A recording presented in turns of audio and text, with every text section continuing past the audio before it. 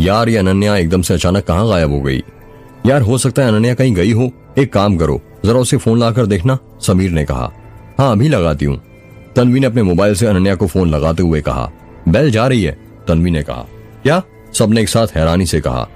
हाँ पर वो फोन नहीं उठा रही, तन्वी ने कहा। कहीं अनन्या कोई मुसीबत में तो नहीं जो वो फोन नहीं उठा रही है, समीर ने कहा। ऐसा मत बोलो समीर बेटा, रुद्र की मां ने कहा। एक बार और ट्राई करो, शायद उठा ले, अर्जुन ने कहा। तन्वी फिर से अनन्या को फोन लगाने लगती है। अनन्या के मोबाइल बजने की आवाज आने लगती है। धीरे धीरे वो आवाज सभी के करीब आ रही थी। ऐसा लग रहा था जैसे अनन्या का मोबाइल घर में ही बज रहा हो। पीछे से आवाज आती है, तन्वी दीदी, अनन्या दीदी का मोबाइल तो मेरे कमरे में रखा हुआ था। स्वाति ने अनन्या का मोबाइल तन्वी को देते हुए कहा। अनन्या अपना मोबाइल कभी अपने से दूर नहीं रखती। इनफैक्ट वो जहां पर भी जाती है अपना मोबाइल हमेशा अपने साथ ही ले जाती है। हमें अनन्या को जल्दी से ढूंढना चाहिए, पता नहीं वो ऐसे अचानक कहाँ गायब हो गई, तन्वी ने कहा। रात में अनन्या ने तुमसे कुछ कहा था क्या? अर्जुन ने कहा। तन्वी रात की बात याद करने लगती है और सोचने लगती है कि कहीं रात की बात से नाराज होकर अनन्या कहीं चली तो नहीं गई। थोड़ी देर रुककर तन्वी कहती है, नहीं रात को अनन्या ने तो मुझसे कुछ नहीं कहा था, फिर ऐसे अचानक से अनन्या कहाँ गायब हो गई? रुद्र की मां ने कहा। पहले गौरी गायब हुई थी अचानक, और अब अनन्या, ये सब क्या हो रहा है? आयशा ने कहा। चाची माँ आप दोनों फिक्र मत कीजिए, हम लोग अभी अनन्या को ढूंढने निकलते हैं, हो सकता है वो यहीं कहीं आसपास के गांव में हो, रुद्र ने कहा। हाँ बेटा जल्दी करो, कहीं देर ना हो जाए, रुद्र की मां ने कहा। रुद्र अपने दोस्तों के साथ अनन्या को ढूंढने निकल जाता है। माखनलाल पुलिस स्टेशन में एक कुर्सी के ऊपर बैठा हुआ था और अपना मोबाइल चला रहा था। पुलिस स्टेशन में उसके सिवा कोई नहीं था। उसके सामने की टेबल के ऊपर गौरी की गुड़िया रखी हुई थी। माखनलाल कुर्सी के ऊपर बैठकर अपना मोबाइल चला ही रहा था कि तभी अचानक टेबल के ऊपर रखी गुड़िया अपने आप नीचे जमीन पर गिर जाती है। माखनलाल सोचने लगता है ये गुड़िया कैसे गिर गई। माखनलाल कुर्सी से उठता है और उस गुड़िया को उठकर फिर से टेबल के ऊपर रख देता है। माखनलाल वापस से अपनी कुर्सी पर बैठने लगता है, पर जैसे ही वो कुर्सी पर बैठने वाला था टेबल पर रखी गुड़िया फिर से अपने आप नीचे गिर जाती है।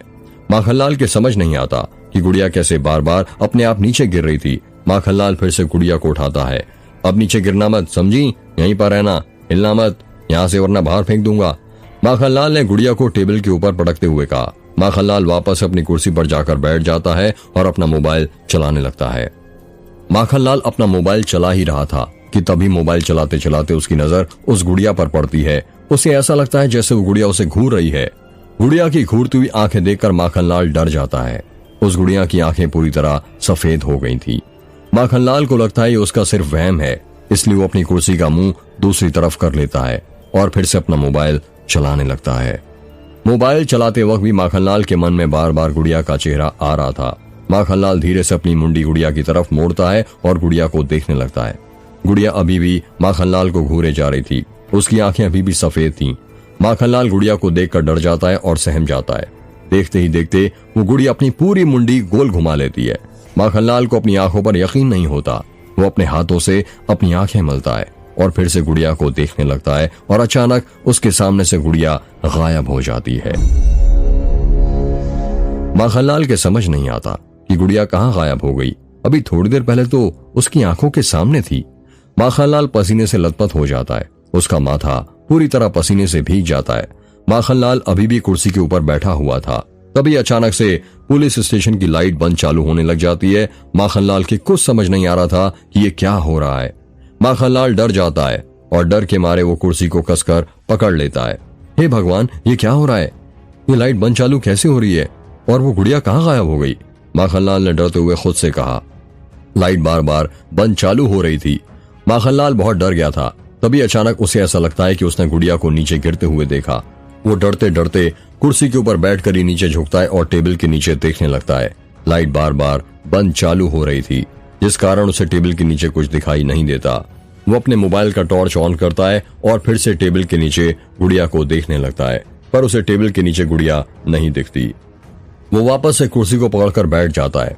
माखनलाल टेबल के ऊपर रखी पानी की बोतल से पानी पीता है और अपनी आंखें बंद करके लंबी सांस लेता है। माखनलाल की आंखें अभी भी बंद थीं। तभी अचानक से उसे ऐसा लगता है जैसे कोई उसके सीने के ऊपर बैठ गया हो। उसे उसके सीने पर दबाव महसूस होने लगता है और अचानक से कोई उसका हाथ पकड़ लेता है और जोर जोर से गला दबाने लगता है। माखनलाल जोर से चीखने लगता है, नहीं नहीं, बचाओ बचाओ बचाओ। माखनलाल, ये पागलों की तरह चीख क्यों रहे हो? अजय की आवाज आती है। अजय की आवाज सुनकर माखनलाल की नींद खुल जाती है और वो हड़बड़ाते हुए अपनी आंखें खोलता है। जब वो अपनी आंखें खोलता है तो देखता है कि वो गुड़िया उसके सीने के ऊपर थी और उसके हाथ माखनलाल के गले के ऊपर थे। साहब देखिए, मैंने कहा था ना ये गुड़िया जादुई है, देखिए मेरा गला दबा रही है, माखनलाल ने डरते हुए कहा। अब दोपहर में भी यदि सोओगे तो यही लगेगा ना, ये गुड़िया तुम्हारा गला दबा रही है। ये गुड़िया मैंने ही तुम्हें फेंक कर मारी थी तुम्हारे खर्राटों की वजह से। इतनी गर्मी में तुम्हें नींद कैसे आ जाती है? देखो पूरा बदन तुम्हारा पसीने से भीग गया है, अजय ने दूसरे टेबल पर बैठे बैठे कहा। क्या साहब, आपने गुड़िया मुझे फेंक कर मारी? आपने तो मुझे डरा ही दिया था। आपको पता है ना इस गुड़िया से मुझे कितना डर लगता है। आउच! माखनलाल ने अपनी नाक पर हाथ लगाते हुए कहा। क्या हुआ? वो साहब कुछ नहीं। अरे खून कैसा?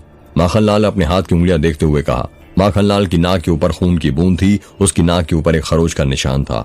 वो ऐसा दिख रहा था जैसे किसी ने उसको नोच दिया हो। ये तुम्हारी नाक पर खून कैसे माखनलाल? पता नहीं साहब, देखिए ताजा ही है, जैसे अभी भी हुआ हो। ये कैसे हो सकता है? मैंने तो तुम्हें गुड़िया फेंक कर मारी थी ना कि कोई नुकीली चीज, अजय ने माखनलाल के पास जाते हुए कहा। पता नहीं साहब, जब मैं सोया था तब तो ये निशान नहीं था। आपने गुड़िया फेंक कर मारी तभी ये खरोच का निशान मेरी नाक पर आया। ये गुड़िया तो पूरी कपड़ों की बनी हुई है, इससे ऐसी खरोच कैसे लग सकती है? अजय वो गुड़िया को जमीन से उठाते हुए कहता है। माखनलाल, हो सकता है गुड़िया पूरी कपड़ों की नहीं बनी हो, जरा कैंची देना मुझे। जी साहब, अभी देता हूँ। माखनलाल टेबल का दराज खोलता है और उसके अंदर से कैंची निकालता है। माखनलाल कैंची अजय को देते हुए कहता है, पर साहब आप इससे करने क्या वाले हैं? इस गुड़िया का पोस्टमार्टम। क्या? पर ये तो सबूत है ना, आप ऐसे कैसे इसका पोस्टमार्टम कर सकते हैं? ये तो कानून के खिलाफ है ना। हाँ माखनलाल, मुझे पता है, पर कभी कभी कुछ केस को सॉल्व करने के लिए कुछ कानून तोड़ने पड़ते हैं। अजय माखनलाल के हाथ से कैंची लेता है और गौरी की गुड़िया को काटने लगता है। कुछ ही देर में अजय गौरी की गुड़िया को फाड़ देता है। गौरी की गुड़िया कपड़ों की बनी हुई थी, जिस वजह से टेबल के ऊपर कपड़ों के छोटे छोटे टुकड़े फैल जाते हैं। अजय अपने हाथों से वो कपड़ों के टुकड़े एक एक करके अलग अलग हटाने लगता है। तभी उसके कपड़ों के बीच में एक चाबी मिलती है। माखनलाल, ये देखो चाबी। क्या? क्या साहब, चाबी वो भी गुड़िया के अंदर? हाँ माखनलाल देखो, अजय ने माखनलाल को अपने हाथ की चाबी दिखाते हुए कहा। साहब, ये चाबी इस गुड़िया के अंदर कैसे आ गई? पता नहीं माखनलाल, और ये चाबी आम चाबियों की तरह नहीं है। अच्छे से देखो, इस चाबी के दांत नहीं है और इस चाबी के ऊपर चांद और सूरज बने हुए हैं। ऐसा लग रहा है जैसे चंद्र ग्रहण हो रहा है, सूरज का प्रकाश चांद तक नहीं पहुंच पा रहा है। हाँ साहब, पर समझ नहीं आता ये चाबी गौरी ने गुड़िया के अंदर क्यों रखी थी? पता नहीं, पर ये गुड़िया गौरी ने रुद्र की माँ को दी थी। हो सकता है रुद्र की माँ इस चाबी के बारे में कुछ जानती हो। हाँ साहब, ये हो सकता है। तुम ये जो सबूत टेबल पर फैले हुए हैं इसे साफ करो। मैं चाबी लेकर रुद्र के घर पर जाता हूँ और इस चाबी के बारे में रुद्र की माँ से पूछता हूँ। जी साहब। रुद्र की माँ आयशा, संतोष, स्वाति और तन्वी एक साथ हॉल में बैठे हुए थे और रुद्र और उसके दोस्तों के वापस आने का इंतजार कर रहे थे। तभी वहां पर रुद्र अपने दोस्तों के साथ आ जाता है। तन्वी हड़बड़ाते हुए रुद्र से पूछती है, क्या हुआ रुद्र, अनन्या मिली क्या? नहीं तन्वी, नहीं मिली, रुद्र ने कहा। क्या? तन्वी ने हैरानी के साथ कहा। फिर अनन्या कहाँ जा सकती है?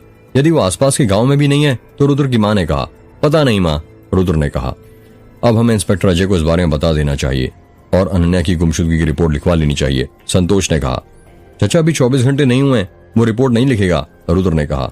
सब लोग आपस में बातें कर ही रहे थे कि तभी वहां पर अजय आ जाता है। अजय को अचानक से देखकर सब लोग परेशान हो जाते हैं। क्या हुआ? आप सब लोग मुझे देखकर यूं परेशान क्यों हो गए? अजय ने कहा। कोई को जवाब नहीं देता। अजय उन सबके चेहरे के एक्सप्रेशन पढ़ने लगता है और देखता है कि वहां पर सब लोग थे पर अनन्या उसे कहीं नजर नहीं आ रही थी। वो कहता है, अनन्या कहाँ है? कहीं दिखाई नहीं दे रही। पर फिर कोई जवाब नहीं देता है। अजय फिर से पूछता है, मैंने पूछा अनन्या कहाँ है? अजय, वो बात यह है कि सुबह से अनन्या कहीं नजर नहीं आ रही है, रुद्र ने कहा। क्या? अजय ने हैरानी के साथ कहा। हाँ अजय, तो तुम लोगों ने मुझे बताया क्यों नहीं? उसकी गुमशुदा की रिपोर्ट क्यों नहीं लिखवाई?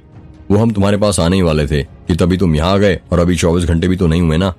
वो एक कानूनी प्रक्रिया है, पर तुम लोग इतला तो कर सकते थे ना। ये बताओ कि आखिरी बार अनन्या को किसने देखा था? मैंने देखा था, तन्वी ने कहा। ओ, तो मिस तन्वी आपने? जी हाँ, कल रात हम दोनों देर रात तक बातें की और जब सुबह मेरी नींद खुली तो मैंने देखा अनन्या बिस्तर पर नहीं थी।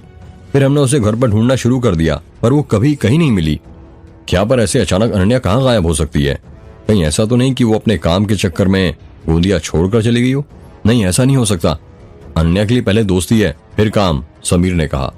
और वैसे भी उसका मोबाइल और सारा सामान घर पर ही है। यदि उसे जाना होता तो वो अपना सामान भी अपने साथ लेके जाती, तन्वी ने कहा। तो मतलब तुम लोग ये कहना चाहते हो कि अनन्या का किसी ने किडनैप कर लिया है? हाँ हमें तो यही लगता है बेटा, रुद्र की माँ ने कहा। पर किसने? अजय ने कहा। पता नहीं, उसे तो यहाँ पर कोई जानता भी नहीं है और ना ही वो किसी को यहाँ पर जानती है, तन्वी ने कहा। अच्छा ठीक है, ऐसा करते हैं, मैं माखनलाल से उसे अभी अनऑफिशियल तरीके से ढूंढने के लिए कह देता हूँ। पर रुद्र कल तुम्हें और तन्वी को पुलिस स्टेशन आना पड़ेगा अनन्या की गुमशुदगी की रिपोर्ट लिखवाने। क्या? पर तन्वी और मुझे क्यों? मैं अकेला भी तो आ सकता हूँ, रुद्र ने हैरानी के साथ कहा। क्योंकि मुझे तुमसे कुछ सवाल पूछने हैं और वो भी अकेले में, और तन्वी को लेकर इसलिए क्योंकि आखिरी बार तन्वी ने ही अनन्या से बात की थी और उसे देखा था। ठीक है, मैं आ जाऊंगा कल। अरे अनन्या के चक्कर में मैं तो बताना ही भूल गया, मैं यहाँ किस काम से आया था। क्या आप में से कोई इस चाबी के बारे में कुछ जानता है? अजय ने अपनी जेब में से एक पॉलिथीन का बैग निकाला जिसमें चाबी रखी थी। निकालते हुए कहा। सब लोग वो चाबी देखने लगते हैं। ये चाबी तो बहुत पुरानी दिख रही है और एंटीक भी है, पर ये अधूरी है, इसके दांत नहीं है, इससे कोई ताला नहीं खुल सकता। किसी ने इसे बनाने की कोशिश की है पर कोई पूरी नहीं बना पाया। पुराने जमाने में ऐसे ताले बनते थे जिसे खोलना मुश्किल हो और वो खास चाबियों से ही खुलते थे। इस पर चांद और सूरज बने हैं और ऐसे ताले तो भूत प्रेत और चुड़ैलों को कैद करने के लिए उपयोग किए जाते हैं, अर्जुन ने कहा। क्या? अजय ने हैरानी के साथ कहा। हाँ, तुमने ये कहाँ पढ़ा? अजय ने कहा। तंत्र शास्त्र की किताब में। ये चाबी तुम्हें कहाँ से मिली बेटा? रुद्र की माँ ने पूछा। सब लोग रुद्र की माँ के चेहरे की तरफ देखने लगते हैं। ये चाबी मुझे गौरी की गुड़िया के अंदर से मिली है। क्या? हाँ आंटी जी, पर ये चाबी की कॉपी उसके पास कैसे आई? मुझे नहीं पता, पर क्या आप मुझे बता सकती हैं कि ये चाबी किस दरवाजे की है? रुद्र की माँ को जवाब नहीं देती है। आंटी जी प्लीज बताइए, मेरा जानना बहुत जरूरी है। ये चाबी किस दरवाजे के ताले की चाबी की कॉपी है? ये चाबी मेघ के दरवाजे के ताले की है, रुद्र की माँ ने कहा।